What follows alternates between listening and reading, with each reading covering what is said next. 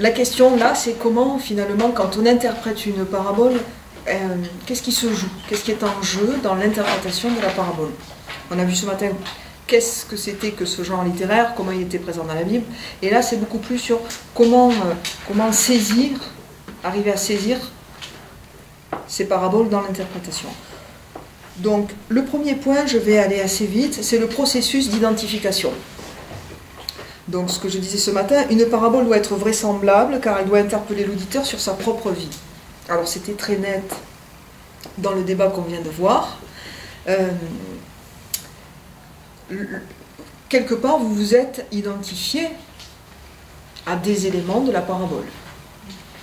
Est-ce que c'était au père? Est-ce que c'était au maître? Est-ce que c'était au père? Ça, on a vu plusieurs paraboles. Est-ce que c'était aux ouvriers? Bon, et la question, un peu stratégique quand on interprète une parabole, si on fait un peu un retour sur soi-même, à qui s'identifie-t-on? Alors, par exemple, les ouvriers de la 11e heure. Alors, là, le texte était connu, archi connu, donc ça force un peu. Mais spontanément, quand on lit pour la première fois les ouvriers de la 11e heure, quand on lit pour la première fois le fils prodigue, à qui on s'identifie? À qui on s'identifie? Aux ouvriers, au fils. Lequel fils? Par exemple, sur le fils prodigue, spontanément, on se met du bon côté. On se met du bon côté. On n'est pas bête, hein? On se met du côté du fils qui est resté. Et c'est pour ça que ça nous énerve un peu. Et c'est pour ça qu'on trouve ça aussi très injuste. C'est parce qu'on s'est identifié au fils qui est resté et pas à celui qui est parti et qui a dilapidé les biens. Donc ça, c'est intéressant déjà d'avoir cette relecture sur soi-même. Pourquoi spontanément, je me suis identifiée au personnage, pas le meilleur, mais on va dire le moins dérangeant du texte. Bon, ça c'est une question. Idem, même si c'est pas une parabole, hein, mais sur Marthe et Marie, à qui on s'identifie? Hein? Ben pourquoi celle qui reste et qui écoute et qui fait rien, elle nous énerve un peu? Parce qu'on a peut-être l'impression de courir sous le temps. Voilà. Donc, ça c'est quand même intéressant de se regarder réagir face à une parabole. Voilà. Juste, même quand on lit une parabole tout seul, finalement, prendre le temps de se regarder réagir, de se regarder s'énerver, c'est aussi assez instructif sur soi-même. Et je pense que ça c'était déjà présent au temps de Jésus. Hein. Je veux dire, on a les mêmes réactions que quelqu'un il y a 2000 ans face à ces histoires-là. Bon. Donc déjà ça c'est une clé d'interprétation, se regarder réagir dans la parabole. Deuxième point, généralement dans une parabole, il va falloir gérer la présence d'une torsion. Très souvent il y a une torsion. Alors j'ai employé le mot torsion, il y a peut-être un mot un peu universitaire pour dire ça, mais j'ai repéré 3 torsions possibles dans les paraboles. Alors, vous allez vite voir ce que j'entends par torsion, c'est-à-dire c'est quelque chose qui cloche dans les paraboles.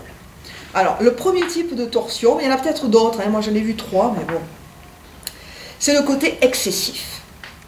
Il y a quelque chose de pénible dans les paraboles parce qu'il y a à un moment donné une réaction excessive.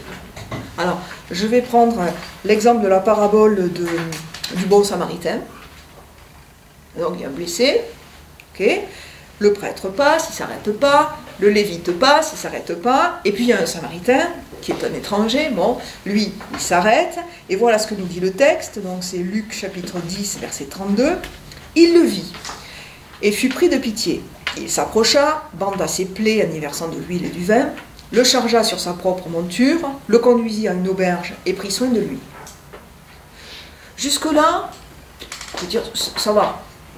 Un peu comme si nous, on trouve un accident, on s'arrête, on appelle les pompiers, on attend l'arrivée des pompiers. Jusque-là, ça va. On peut s'identifier à ce bon samaritain. Bon. Mais il y a une suite.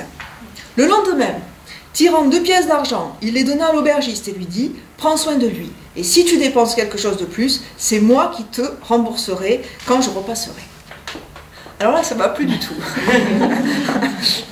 Là, ça ne va plus du tout. Là, on se dit, mais on ne se reconnaît pas, ben, je veux dire je ne me reconnais pas dans cette excessivité-là. On ne va pas accompagner le blessé à l'hôpital, rester à l'hôpital, aller acheter des madeleines pour le lui apporter, attendre qu'il se réveille de l'opération, voir si ça va. Et donc ce côté-là excessif, en fait, c'est ça qui nous renvoie quelque chose qui est énervant. Regardez, je prends une autre parabole, les invités remplacés par les pauvres. Parabole où il y a un roi ou un maître, je ne me rappelle plus, qui invite des gens qui ne veulent pas venir, ils sont riches, ils ne veulent pas venir, et alors il s'énerve, il dit, puisque vous ne voulez pas venir, je vais faire venir tous les pauvres, et vous n'aurez plus droit au... C'est excessif. C'est excessif. Comment il remplace les riches par les pauvres. Bon. Autre parabole, la parabole sur la vigilance, Luc chapitre 12, verset 35.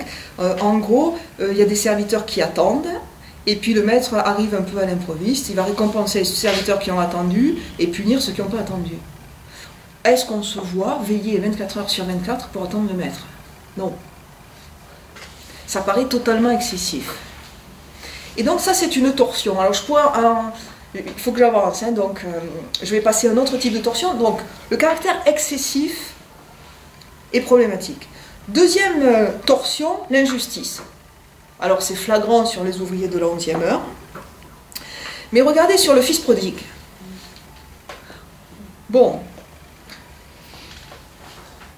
on connaît tous la parabole, donc il demande sa part d'héritage, il s'en va, un des fils, il s'en va, il gaspille tout, quand il n'a plus rien, il revient, et que son père l'accueille, je crois que là aussi on peut s'identifier. Globalement, on peut s'identifier. Il est content de revoir un fils qui croyait perdu, ok. En fait, ça va déraper avec le veau gras. C'est le veau gras qui fait déraper la parabole. Regardez, leur action du père. Vite, apportez la plus belle robe et habillez-le. Mettez-lui un anneau au doigt, des sandales aux pieds. Amenez le veau gras, tuez-le, mangeons et festoyons, car mon fils que voici était mort, il est revenu à la vie, il était perdu et il est retrouvé. Regardez la réaction du fils aîné. Voilà tant d'années que je te sers sans avoir jamais désobéi à tes ordres, et à moi, tu n'as jamais donné un chevreau pour festoyer avec mes amis. Mais quand ton fils que voici est arrivé, lui qui a mangé ton avoir avec des filles, tu as tué le veau gras pour lui. Et on voit bien que ce qui reste à travers de la figure, à travers de la gorge du fils aîné, c'est pas que son père accueille le frère, c'est qu'il tue le veau gras. Et ça, là aussi, il y a non seulement un côté un peu excessif, mais qui paraît injuste. Les ouvriers de la 11e heure, c'est de l'injustice. La brebis perdue, il y a quand même un peu d'injustice. Je vous lis le verset 7, chapitre 15, verset 7.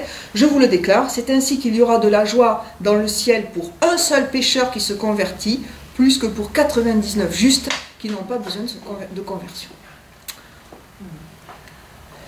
Avec nos critères à nous, c'est de l'injustice. Bon, donc, il y a de l'excessivité, il y a de l'injustice, et puis, il y en a d'autres, je vais vite, je pense à la parabole des gérants prudents.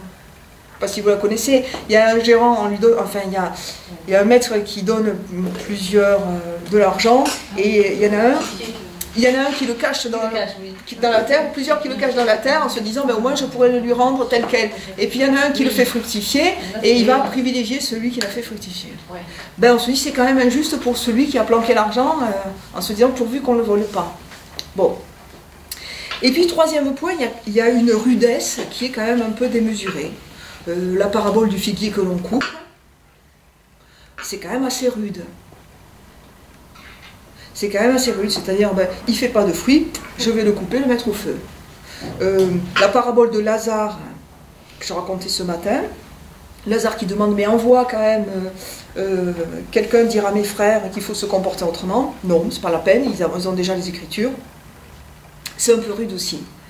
Donc quelque part, avec cette rudesse, on a l'impression qu'il y a un décalage entre l'amour enseigné par le Christ et la rudesse de certaines paraboles.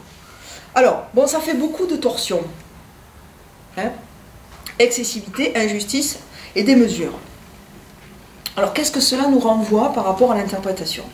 Je crois que d'abord ça nous empêche une certaine fermeture de l'interprétation à partir de nos catégories. Voilà. La parabole n'est pas un conte gentillet, elle nous dérange. Je crois que c'est d'abord le but de la parabole, c'est qu'elle nous dérange. On ne peut pas s'en sortir comme ça. Elle est d'abord extrêmement dérangeante. Il y a une dimension de tragique dans la parabole, je crois. Comme dans la vie aussi. Dans la vie, il y a une dimension de tragique dans la vie. Tout ne se passe pas comme un conte de fées.